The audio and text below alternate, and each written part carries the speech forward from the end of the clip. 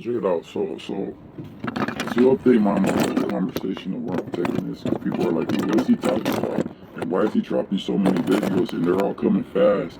And you know what? He looks hard as hell.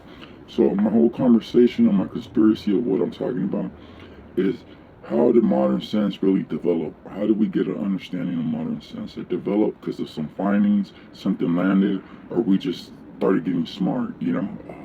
Something gave us an imagination for us to move further in life, go further beyond.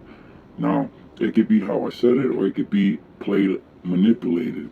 How do you manipulate something you don't want to face, but you want to discover? So here goes a good conspiracy. So Bell's Lab, in the beginning of time of Bell's Lab, this is centuries, millenniums before we even existed, you know? So this is prior to where we picked up from.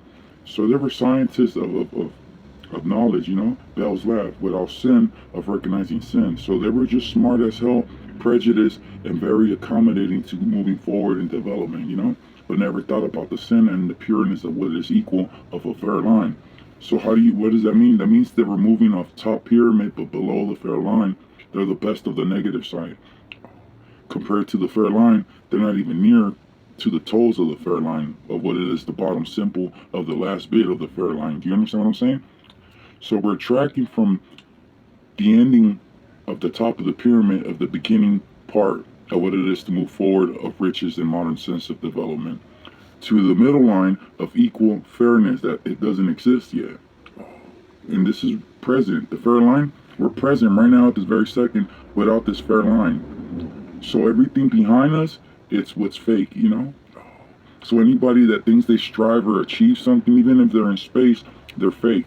Why? Because there's a fair line that we must apply to each other to step off of that and make sense. You understand what I'm saying?